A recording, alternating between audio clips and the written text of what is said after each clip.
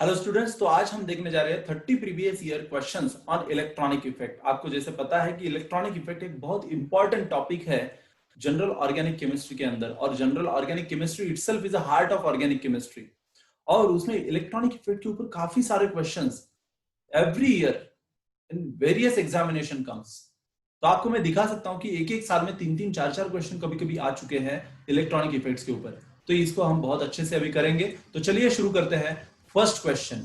तो first question is the increasing order of pK value of the following compound is.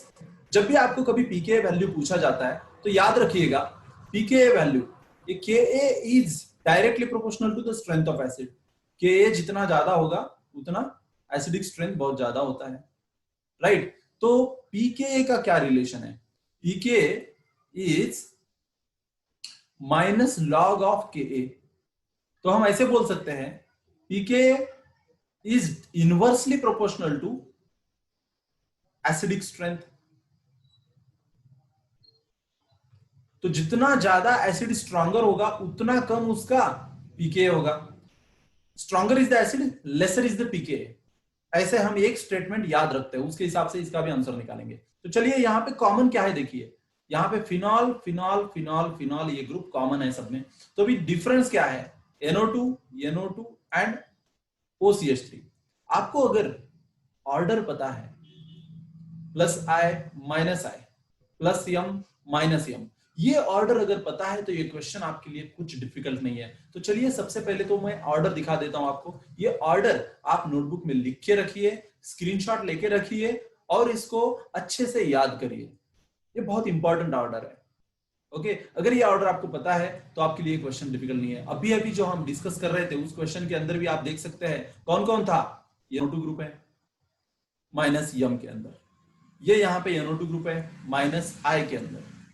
Okay, अभी CH3 group देखिए, OCH3 group यहां पे है plus यम के अंदर। अगर कुछ एलिफेटिक चेन होगी तो OCH3 हमें इस चेन के अंदर भी दिखाई देगी, प्लस आई इफेक्ट भी दिखाएगी OCH3।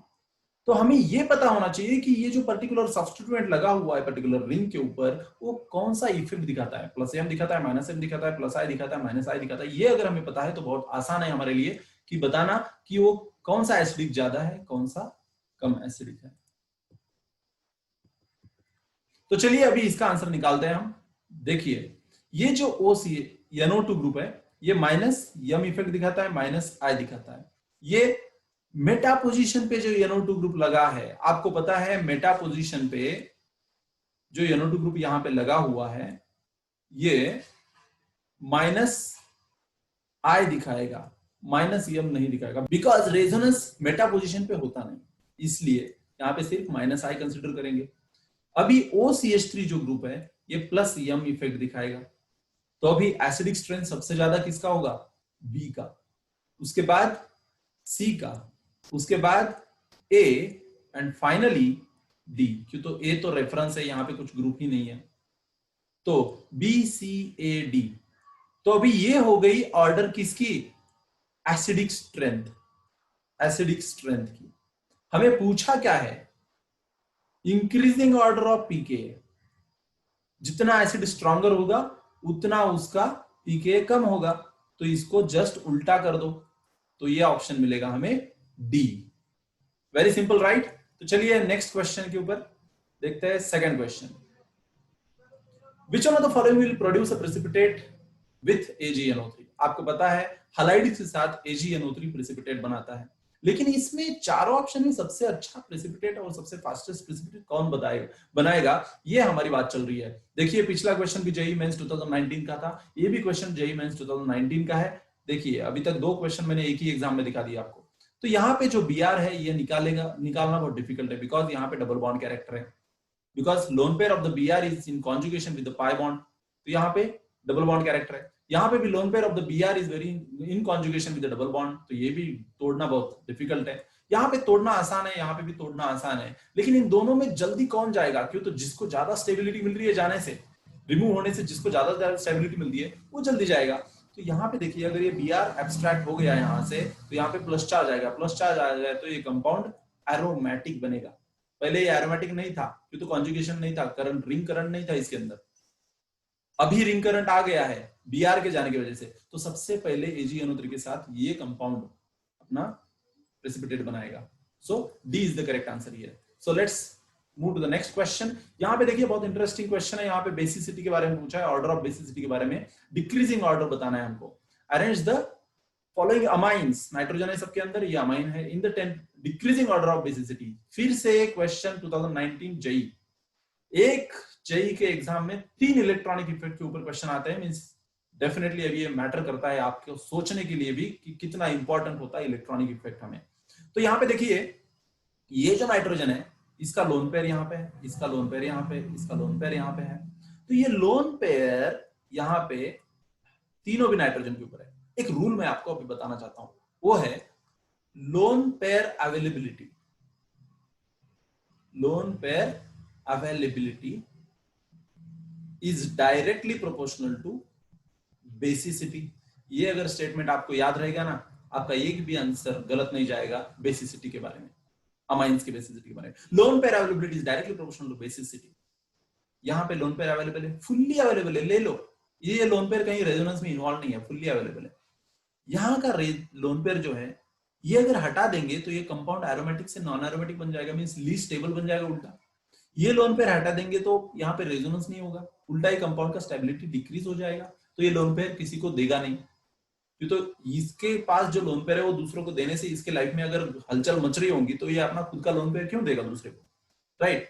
यहाँ पे लोन पेयर ऐसा है, ये नाइट्रोजन को लोन पेयर का कुछ लेना देना नहीं है, उसके अंदर रिंग के अंदर रिंग करंट है, कॉन्जुगेशन है, सब कुछ है। लोन पेयर देगा तो भी कुछ प्रॉब्लम नहीं है, नहीं देगा तो कुछ प्रॉब्लम नहीं है। लेकिन यहाँ पे जो नाइट्रोजन के ऊपर डबल बॉन्ड है, this makes this nitrogen sp2 hybridize. sp2 hybridize है तो आसानी से ये लोन पेयर इतना आसानी से नहीं निकाल पाएंगे जितना sp3 हाइब्रिडाइज कार्बन का निकाल नाइट्रोजन का निकाल पाएंगे। इसलिए 3 is highly basic than 1 is highly basic than 2।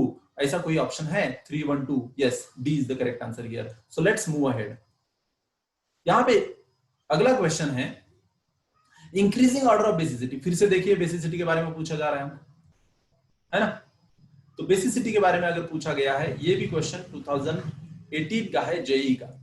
हर साल आपको क्वेश्चन दिखाई दे रहा है, ओके। तो यहाँ पे लोन पेयर अवेलेबल है, यहाँ पे भी लोन पेयर है, यहाँ पे भी लोन पेयर, यहाँ पे भी लोन पेयर, यहाँ पे भी लोन पेयर। लेकिन यहाँ पे अगर देखेंगे तो ये sp2 हाइब्रिडाइज है, sp3 हाइब्रिडाइज है, sp2 है, sp3। अभी इन दोनों के अंदर सबसे ज्यादा ये इलेक्ट्रॉन डोनेटिंग इफेक्ट दिखाएगा। तो ये इधर से प्लस आई मिल रहा है CH3 का, इधर से प्लस आई मिल रहा है ये CH2 CH3 का, तो ये बहुत ज्यादा बेसिक है। यहाँ पे सिर्फ एक प्लस आई इफेक्ट मिल रहा है, तो ये डी से कम बेसिक है। यहाँ पे डबल बॉन्डेड है तो सबसे लीस्ट बेसिक है। ये थोड़ा स्पेशल केस है, ये जो है ना ये स्पेशल केस है। यहाँ पे देखिए इसका अगर हम कॉन्जुगेट एसिड निकालेंगे, इसका मतलब इसके अंदर हम एक हाइड्रोजन ऐड करेंगे, तो देखिए कैसे दिखता है ये NH2+। अभी यहाँ पे पाई बॉन्ड शिफ्ट में लोन पेयर, ये लोन पेयर इधर शिफ्ट कर देगा, तो यहाँ पे जो लोन पेयर है ये भी इधर शिफ्ट होगा। फिर तो फिर हमें कैसा कंपाउंड मिलेगा NH2 प्लस NH2 इस तरह से। मींस ये रेजोनेटिंग स्ट्रक्चर, दो रेजोनेटिंग स्ट्रक्चर इसमें मिल रहा है, means this is more stable. ये आसानी से लोन पेयर डोनेट कर रहा है, because of donating of lone pair, donation of lone pair, there are two resonating structures are getting formed here, so it becomes more stable. So C is highly basic than D, than A, than B. ऐसा कोई option है क्या यहाँ पे? C और D कहीं पे दिखाई दे रहा है? यस, यहाँ पे दिखाई दे रहा है। तो B is the correct answer for this question. B is the correct answer for this question. Let's move ahead. तो चलिए देखते हैं next question. Wow, amazing. Strength of carboxylic acid, carboxylic acid की स्ट्रेंथ यहाँ पे पूछने को बोला। नीट 2016 का क्वेश्चन है। यहाँ पे देखिए तीनों भी कार्बोक्सिलिक एसिड है यहाँ पे, और इसको इलेक्ट्रॉन विड्रॉइंग ग्रुप जितना सपोर्ट करेगा उतना ज्यादा एसिडिक स्ट्रेंथ बढ़ेगी। तो आप यहाँ पे देख सकते हैं इस कार्बोक्सिलिक एसिड की बहुत नजदीक ये ऑक्सीजन है, थोड़ा दूर ये ऑक्सीजन है, और यहाँ पे रेफरेंस है। तो जितना ज्यादा नजदीक इलेक्ट्रॉन विड्रॉइंग ग्रुप होगा उतना ज्यादा एसिडिक स्ट्रेंथ ज्यादा रहेगी। तो 2 का सबसे ज्यादा एसिडिक स्ट्रेंथ है, उसके बाद 3 का है, उसके बाद 1 का है। तो टोटल हो गया 2 3 1। कहीं पे है 2 3 1? Yes, 2 3 1 is here. So B is the correct answer for this question. Let's move ahead. यहां पे देखिए बहुत इंटरेस्टिंग क्वेश्चन है। ये है बेंजाइल अगर यहाँ पे कोई भी ग्रुप लग जाता है, ओके, तो यहाँ पे R इज इक्वल टू कौन से अल्किल ग्रुप रहेंगे, तो decreasing order of inductive effect आएगा। जितना ज्यादा इलेक्ट्रॉन डोनेटिंग ग्रुप इस यहाँ पे R के जगह पे लगेंगे उतना ज्यादा उसका इंडक्टिव इफेक्ट रहेगा। सो जितना ज्यादा मींस, अभी देखिए इस ऑप्शंस के अंदर कौन से ऑप्शन है, टर्शरी है, सेकेंडरी है और प्राइमरी है। टर्शरी लगेगा तो सबसे ज्यादा इंडक्टिव इफेक्ट रहेगा, उसके बाद सेकेंडरी, उसके बाद प्राइमरी। तो टर्शरी कहां पे है सबसे ज्यादा, देखिए ऑप्शन ए में टर्शरी है, बी में सेकेंडरी है, सी में primary. Okay, so option A is the correct answer for this question. क्यों, तो ये सबसे ज्यादा इंडक्टिव इफेक्ट है, उससे कम यहाँ पे है, उससे कम यहाँ पे है। तो चलिए देखते हैं नेक्स्ट क्वेश्चन, बहुत आसान है। इंडक्टिव इफेक्ट इन्वॉल्व्स, आपको पता है inductive effect is sigma, sigma के अंदर डिस्प्लेसमेंट होता है। रेजोनेंस इज पाई, पाई के अंदर डीलोकलाइजेशन होता है। और hyper conjugation is sigma and pi के अंदर। तो यहां पे क्या बोला है, ये डिस्प्लेसमेंट होता है, ये डीलोकलाइजेशन होता है। तो displacement of sigma electron is the correct answer for inductive effect involves, right. तो चलिए देखते हैं next question. Which one of the following is observed in ethylene molecule, आपको पता है इथिलीन मॉलिक्यूल कैसे होता है, इथीन को ही इथिलीन बोल सकते हैं। अभी यहां पे अगर देखेंगे कोई इलेक्ट्रोनेगेटिविटी डिफरेंस नहीं है, तो फिर इलेक्ट्रोमेरिक इफेक्ट इसके अंदर polarity, if someone is non polar so inducing polarity in that is the electromeric effect. तो डेफिनेटली ये हो सकता है इंडक्टिव इफेक्ट। यहां पे इलेक्ट्रोनेगेटिव डिफरेंस नहीं है तो इंडक्टिव इफेक्ट होगा नहीं। इंडक्टिव इफेक्ट जहां पे इलेक्ट्रोनेगेटिव डिफरेंस है वहीं पे होता है। Next, homolytic fission, no not possible. और यहां पे क्यों, तो होमोलाइटिक फिजन के लिए कुछ स्पेशल कंडीशन नहीं बताया यहां पे, none of this, so electromeric effect is the correct answer, A is the correct answer here. Now next go to the next question. See, consider the following compound, ये सारे 3 compound दिए हुए हैं, उनके अंदर हाइपर कॉन्जुगेशन कहां पे होता है ये पूछा हुआ है। हाइपर कॉन्जुगेशन होने के लिए अल्फा कार्बन और उसके ऊपर अल्फा हाइड्रोजन की होनी जरूरी है। तो यहाँ पे अल्फा कार्बन कहां पे है, ये देखिए फंक्शनल ग्रुप है, जहां जहां पे फ्री रेडिकल आपको दिख रहा है वो फंक्शनल ग्रुप, उसके बाजू वाले कार्बन होते हैं अल्फा कार्बन। ओके, तो यहाँ पे ये अल्फा कार्बन, इसमें तो अल्फा कार्बन का प्रश्न ही नहीं आता है, लेकिन उसके ऊपर तो फिनाइल रिंग है तो डबल बॉन्ड है, तो ये तो क्वेश्चन कट गया। यहाँ पे अगर देखेंगे तो ये अल्फा कार्बन के ऊपर हाइड्रोजन नहीं है, यहाँ पे भी अल्फा हाइड्रोजन नहीं है, सिर्फ एक कंपाउंड है जहां पे एक हाइड्रोजन यहाँ पे, एक हाइड्रोजन यहाँ पे, तो C, three only, C is the correct answer where hyperconjugation can takes place. तो चलिए देखते हैं नेक्स्ट क्वेश्चन। यहाँ पे अगर आप देखोगे C single bond, C bond length in benzene lies between the single and double bond, तो मींस ना सिंगल बॉन्ड है ना डबल बॉन्ड है। ऐसा बेंजीन के अंदर किस ग्रुप, किस फेनोमेना की वजह से होता है, यहां पे थोड़ा मैं चेंज कर देता हूं इसको, ना सिंगल बॉन्ड है ना डबल बॉन्ड है। देखिए अगर ये बॉन्ड यहाँ पे अभी सिंगल दिख रहा है तो यहाँ पे डबल है, यहाँ पे सिंगल है तो यहाँ पे डबल है, यहाँ पे डबल है तो सिंगल है, तो एक्चुअली बेंजीन का स्ट्रक्चर कौन सा सही है, दोनों भी सही है। रीजन क्या है, क्योंकि तो these are pi bonds which are continuously delocalizing, delocalization of pi bond leads to double bond character in all the bonds in benzene, due to which ये हाइब्रिडाइज, ऐसे यहाँ पे पार्शियल डबल बॉन्ड क्रिएट हो जाता है। तो इसका जब हम बॉन्ड ऑर्डर चेक करते हैं तो 1.5 होता है, एक्सपेरिमेंटली भी, theoretically भी और एक्सपेरिमेंटली भी 1.5 is the bond order of each and every bond in the benzene. So neither it's a 1, neither it's a 2, it is 1.5. So the CC bond length in benzene lies between the single and double bond is because of resonance. तो चलिए चलते हैं next question की तरफ। Aromatic property of benzene are proved by, benzene की aromatic property, yes, aromatic sextet rule के हिसाब से yes दिया है, because 4n + 2 पाई इलेक्ट्रॉन्स के हिसाब से ये बराबर है। रेजोनेंस थ्योरी अब भी देखा हमने बराबर है, मॉलिक्यूलर ऑर्बिटल थ्योरी आप केमिकल बॉन्डिंग चैप्टर में पढ़ते हो वो भी बराबर है, इसका मतलब option D is the correct answer for this question. बहुत ही आसान क्वेश्चन था, पीएमटी 1994 का एक क्वेश्चन है। चलिए देखते हैं नेक्स्ट। देखिए दो एग्जाम में एक क्वेश्चन को पूछा गया है, रुड़की 1990 एंड केसीईटी 1998, इसके अंदर bond in benzene are equal due to, अब भी देखा हमने bond in benzene are equal due to resonance. तो चलते हैं नेक्स्ट क्वेश्चन की तरफ। Very interesting question, nice question. तो यहाँ पे अगर आपको ऑर्डर याद है इंडक्टिव इफेक्ट का, माइनस आई इफेक्ट का, तो ये क्वेश्चन बहुत आसान है। Which one of the following represents correct order of acidity in the given compound. PMT का क्वेश्चन है, काफी सुंदर क्वेश्चन होते हैं पीएमटी के। तो यहाँ पे हमें पता है, देखिए क्या क्या दिया हुआ है, यहाँ पे हाइड्रोजन रेफरेंस है, यहाँ पे Br है, यहाँ पे Cl है, यहाँ पे F है। तो हमें पता है हैलोजेंस के अंदर F is greater then Cl is greater then Br is greater then I, तो सबसे ज्यादा इलेक्ट्रॉन विड्रॉइंग ग्रुप F होता है। तो यहाँ पे देखिए F, Cl, Br और रेफरेंस, इसलिए D is the correct answer here and let's move ahead for the next question. यहाँ पे फिर से बहुत सुंदर question, which one of the following is the most basic. पहले तो हमें इन सबके स्ट्रक्चर निकालने आना चाहिए।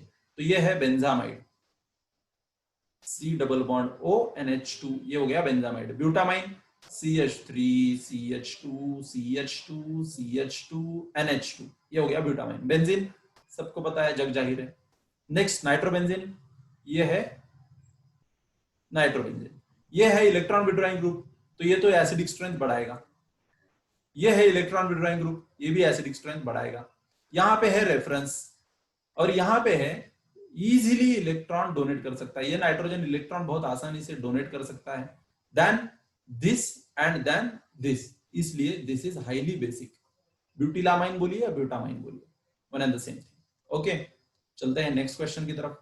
Among the following compound the most acidic is, सबसे ज्यादा एसिडिक कौन है? चलिए सबका स्ट्रक्चर निकालते हैं थोड़ा सा। पैरा नाइट्रोफिनॉल, पैरा किधर होता है? यहाँ पे NO2। Para hydroxy benzoic acid, ये देखिए यहाँ पे, ये है पैरा हाइड्रोक्सी बेंजोइक एसिड, ये बेंजोइक के पैरा पोजीशन पे OH है। यहाँ पे ऑर्थ्रोहाइड्रोक्सी बेंजोइक एसिड, बहुत इंटरेस्टिंग है, ऑर्थ्रो, यहाँ पे OH आ गया। यहाँ पे पैरा टोलुइक एसिड, टोलिन पता है आपको? टोलिन, टोलिन निकालो, उसके बाजू वाले कार्बन पे COH ग्रुप लगा, इसको बोलते हैं पैरा टोलुइक एसिड। लेकिन पैरा बोला है, ये तो ऑर्थ्रोटोलुइक हो गया, तो इसको पैरा करना है तो क्या करेंगे हम? पैरा पोजीशन पे लिखेंगे, पैरा पोजीशन पे टोलिन लिखेंगे, COOH, ये हो गया पैरा टोलुइक एसिड। ओके, तो अभी इनमें क्या पूछा है? सबसे ज्यादा एसिडिक कौन है? ये तो फिनॉल है, ये फिनॉल नहीं है, ये तो बेंजोइक एसिड है। अभी इसका मतलब ये बेंजोइक एसिड सबसे ज्यादा फिनॉल से स्टेबल होता है, इसलिए ये तो ऑप्शन कट गया। तो ये 3 एसिड है, इन तीनों एसिड में ये इलेक्ट्रॉन डोनेटिंग ग्रुप है, तो ये बेसिक ही बना देगा। अभी इन दोनों में कंपटीशन लग गई, बी और सी के अंदर, तो ऑर्थ्रो वाला ज्यादा एसिडिक होगा या पैरा वाला ज्यादा एसिडिक होगा? यहाँ पे आपको मैं एक बात बता दूं, ऑर्थ्रो इफेक्ट यहाँ पे लग रहा है। कोई भी कंपाउंड एसिड, बेंजोइक एसिड के अंदर इलेक्ट्रॉन डोनेटिंग ग्रुप रहने दो या इलेक्ट्रॉन विड्रॉइंग ग्रुप रहने दो, अगर वो ऑर्थ्रो पोजीशन पे है तो एसिडिक स्ट्रेंथ बढ़ाएगा ही बढ़ाएगा, because of ortho effect. That's why C is the correct answer. Okay, चलिए चलते हैं नेक्स्ट। Wow, amazing question. यहाँ पे मेजर माइनर कंट्रीब्यूटर, आप देख रहे होंगे मैंने ये जो 30 क्वेश्चन चूज किए हैं इस तरह से किए हैं कि सब कंसेप्ट इलेक्ट्रॉनिक इफेक्ट के हमारे क्लियर हो जाए। ओके, यहाँ पे आप major minor criteria of resonance apply कर सकते हैं, रेजोनेटिंग स्ट्रक्चर का मेजर माइनर क्राइटेरिया। यहाँ पे अगर डबल बॉन्ड देखेंगे तो यहाँ पे भी 2 है, यहाँ पे भी 2 है, यहाँ पे भी 2 है, यहाँ पे भी 2 है। ऑक्टेट को सबका किसी का भी कंप्लीट नहीं है। तो उसके बाद कौन सा रूल लगता है हमारा मेजर माइनर क्राइटेरिया का? पाई बॉन्ड हो गया, ऑक्टेट हो गया। अभी चार्जेस, चार्जेस जो भी अनलाइक चार्जेस होते हैं जितने नजदीक होंगे उतना ज्यादा वो कंपाउंड स्टेबल होता है। लाइक चार्जेस जितने नजदीक होंगे, लाइक चार्जेस जितने नजदीक होंगे उतना ज्यादा वो कंपाउंड अनस्टेबल होता है। तो यहाँ पे अनलाइक चार्जेस नजदीक है, यहाँ पे भी अनलाइक चार्जेस नजदीक है, यहाँ पे अनलाइक नजदीक है, अनलाइक नजदीक है। ओके, यहाँ पे भी अनलाइक नजदीक है, अनलाइक नजदीक है, यहाँ पे अनलाइक नजदीक है, अनलाइक नजदीक है। और थोड़ा सा गौर करेंगे तो आपको समझ में आ जाएगा, यहाँ पे प्लस प्लस नजदीक आ गया है। आप इस एंगल से भी देखना चाहिए उसको। तो इसका मतलब this is repulsive, like charges repels each other, जिसकी वजह से एक कंट्रीब्यूटर लीस्ट स्टेबल बन जाता है। So least stable is A, that's why correct answer is A. Let's go ahead. तो the correct acidic order of the following compound is, बहुत अच्छा क्वेश्चन है ये। तो यहाँ पे अगर देखेंगे तो ये बेंजोइक एसिड है, ये भी बेंजोइक एसिड है। फिनॉल से तो एसिड ज्यादा एसिडिक होता है, तो ये फिनॉल है और ये एसिड है, तो एसिड डेफिनेटली ज्यादा स्ट्रॉन्गर होते हैं। लेकिन यहाँ पे एसिड में इलेक्ट्रॉन डोनेटिंग ग्रुप लगा है तो ये बेसिक बना देगा। यहाँ पे फिनॉल में इलेक्ट्रॉन विड्रॉइंग ग्रुप बनाते हैं तो फिनॉल को ये एसिडिक बना देगा। तो इन दोनों एसिड के अंदर ये ज्यादा एसिडिक हो गया और इन दोनों फिनॉल के अंदर ये ज्यादा एसिडिक हो गया। तो सबसे ज्यादा एसिडिक कौन हो गया? Third, right. उसके बाद फोर्थ, उसके बाद सेकंड, उसके बाद 1, 3 4 2 1। कोई ऑप्शन है यहाँ पे? 3 4 2 1, yes, A is the correct answer. तो चलते हैं next. Among the following the strongest base is, देखिए बहुत अच्छा क्वेश्चन है ये सबसे पहले है एनिलीन, है ना, यहाँ पे एनिलीन है, इसका लोन पेयर कॉन्जुगेशन में पार्टिसिपेशन करता है। यहां पे कौन है, मेटा नाइट्रो एनिलीन, अर्थ्रो मेटा, यहां पे लगा दो नाइट्रो, इसका भी लोन पेयर पार्टिसिपेशन करता है, इसका भी लोन पेयर पार्टिसिपेशन करता है। पैरा नाइट्रो एनिलीन, कोई बात नहीं, ले लो पैरा नाइट्रो एनिलीन, ये है NO2 और ये पैरा पोजीशन पे लगा दो एनिलीन। तो ये देखो यहां पे भी लोन पेयर पार्टिसिपेट करता है। लेकिन यहां पे जो आपको दिखाई दे रहा है बेंजाइलमाइन, यहां का लोन पेयर पार्टिसिपेट नहीं कर रहा है, तो ये सबसे ज्यादा strongest. Lone pair availability is directly proportional to basicity, हमारा सिंपल रूल है, तो D is the correct answer. Let's move ahead. The most unlikely representation of resonance structure of para nitrophenoxide ion is, यहां पे आप देख सकते हैं कहीं पे वैलेंसी वायलेट हुई है क्या, वो सबसे पहले देखना चाहिए ऐसे इसमें जब भी क्वेश्चन ऐसे पूछते हैं। तो यहाँ पे कुछ प्रॉब्लम नहीं है, यहाँ पे भी कुछ प्रॉब्लम नहीं है। यहाँ पे अगर देखेंगे तो नाइट्रोजन की वैलेंसी यहाँ पे वायलेट हो चुकी है, डबल बॉन्ड दो आ गए एक नाइट्रोजन के ऊपर, तो C is the most unlikely representation of para nitrophenoxide. तो चलते हैं नेक्स्ट क्वेश्चन के अंदर। यहाँ पे अगर हम देखेंगे तो ये फिनॉल है, फिनॉल है, फिनॉल है, फिनॉल है, यहाँ पे विड्रॉइंग ग्रुप लगे हुए हैं। ओके, ये पैरा पोजीशन पे है, ये मेटा पोजीशन पे है। हमको पता है पैरा पोजीशन से अगर NO2 इलेक्ट्रॉन विड्रॉइंग ग्रुप दिखाता है तो वो ज्यादा स्ट्रॉन्गर होता है। कारण क्या है, बिकॉज ये -m के हिसाब से दिखाता है, और मेटा पोजीशन पे रेजोनेंस नहीं होता है तो ये -I के हिसाब से दिखाता है। और CH3 तो इलेक्ट्रॉन डोनेटिंग ग्रुप है, तो सबसे ज्यादा एसिडिक कौन हो गया, 4, उसके बाद 3, उसके बाद 1, उसके बाद 2, 4 3 1 2 ऐसा कोई ऑप्शन हमें मिल रहा है, 4 3 1 2, D is the correct answer. And let's move ahead. यहाँ पे मोस्ट एसिडिक कौन है ये पूछा हुआ है, यहाँ पे सबसे ज्यादा एसिडिक कौन रहेगा, यहाँ पे फिनॉल है, फिनॉल है, फिनॉल है, एसिड है। Definitely acid is always more stronger than any other phenol, it may be nitro substituted phenol, benzoic acid is always more stronger than any other phenol. अगर हमको इन दोनों में पूछा जाता तो यहाँ पे अगर बात करेंगे तो यहाँ पे हाइड्रोजन बॉन्डिंग होने की वजह से orthonitrophenol is less acidic then paranitrophenol, paranitrophenol will be more acidic आता, और पैरानाइट्रोफिनॉल बेंजोइक एसिड से लीस्ट एसिडिक है, इसलिए सबसे करेक्ट आंसर है डी। ओके, तो चलते हैं नेक्स्ट। यहां पे अगर आप देखेंगे, considering the basic strength of amine in aqueous solution which one has the smallest pKb value.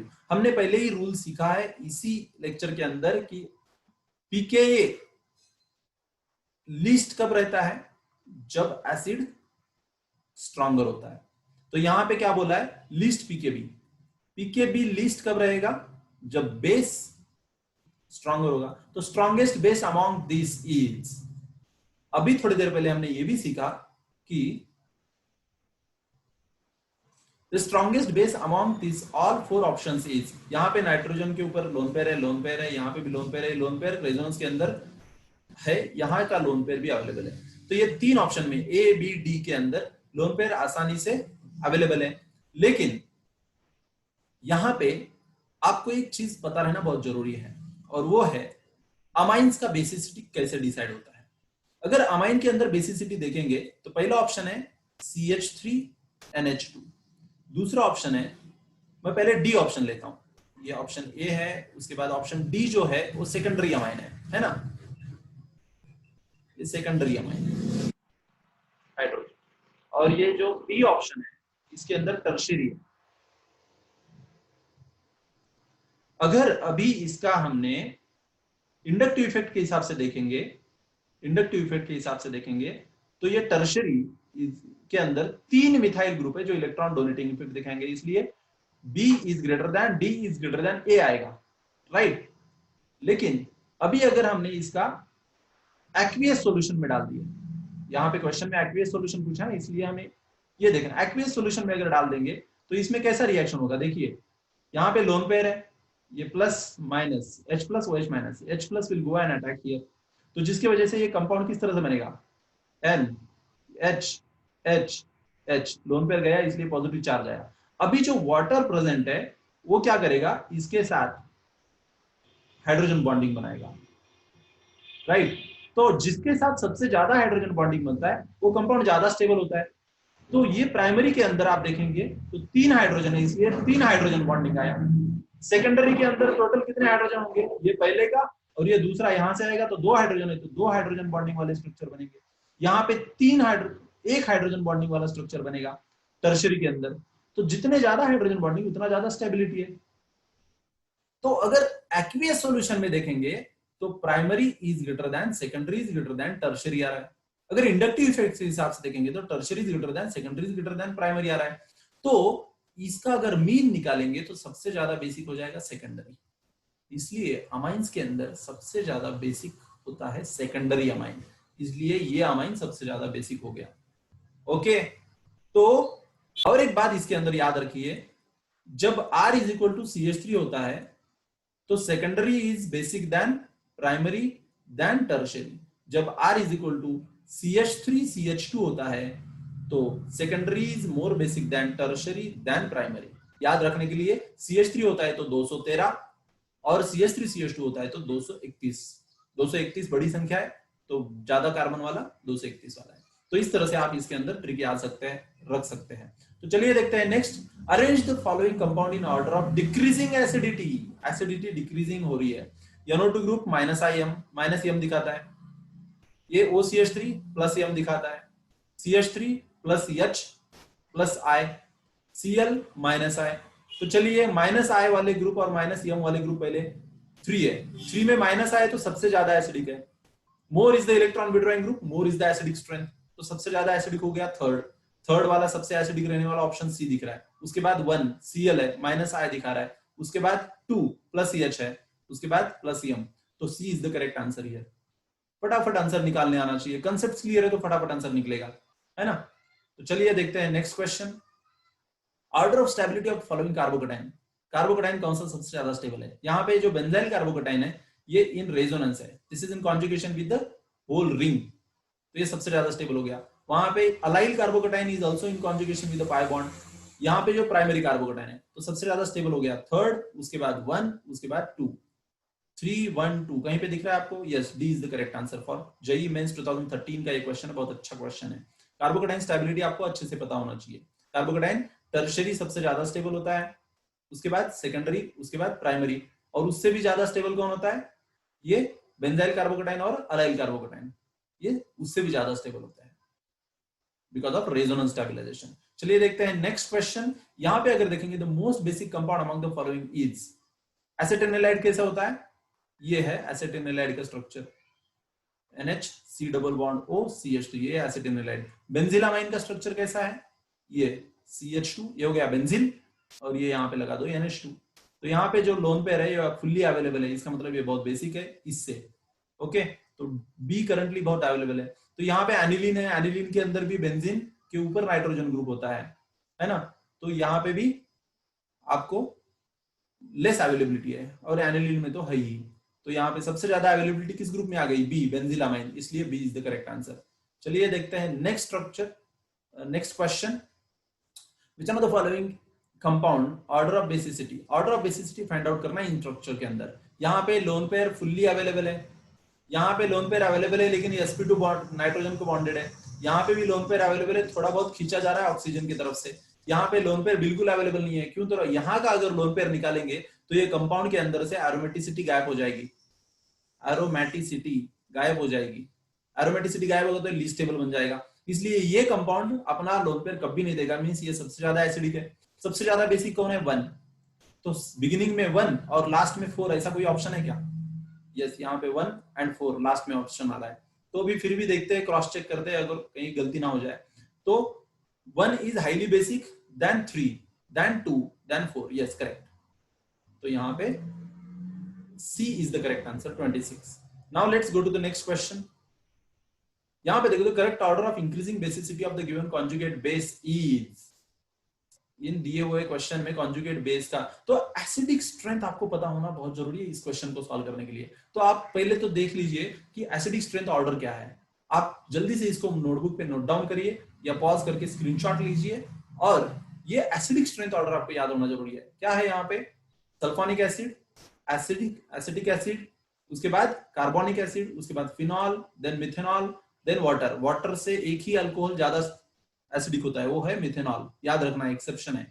Okay, तो यहाँ पे ROH triple bond NH3 double bond and then methane. अभी के दिए हुए जो क्वेश्चन है उसके अंदर कौन कौन है याद है आपको?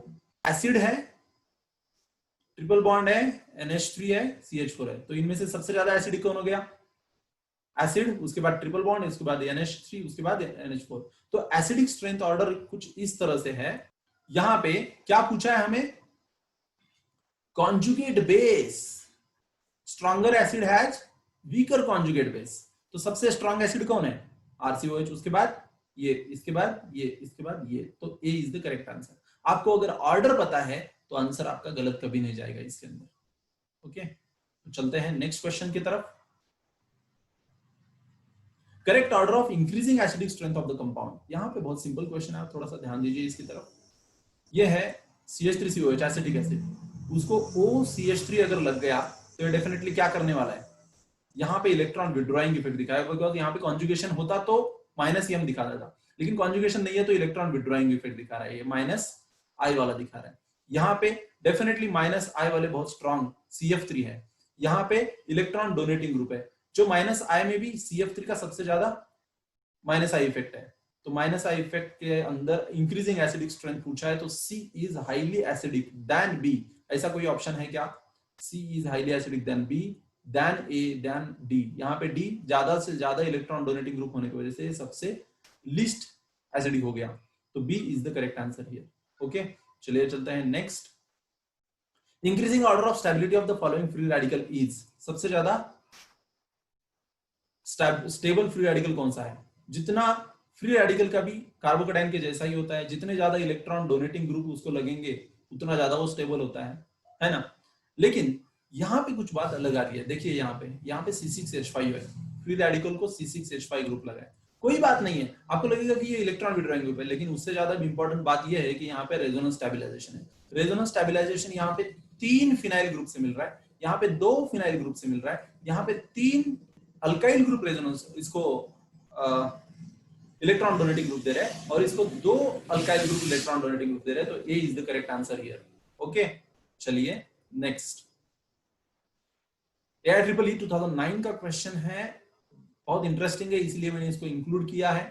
यहाँ पे अगर आपको पूछा है arrange the carbon ions in order of decreasing stability, सबसे ज्यादा स्टेबल कार्बन आयन कौन सा है? यहाँ पे आपको देख के पता चल जाएगा C6H5, ये रेजोनेंस स्टेबलाइज होने की वजह से सबसे ज्यादा स्टेबल होता है। उसके बाद यहाँ पे CH3 है, इलेक्ट्रॉन डोनेटिंग जितना ज्यादा ग्रुप लगेंगे उतना ज्यादा कार्बन आयन अनस्टेबल बनते रहता है। तो सबसे ज्यादा इलेक्ट्रॉन डोनेटिंग ग्रुप इसमें लगा है, तो ये सबसे ज्यादा अनस्टेबल होगा।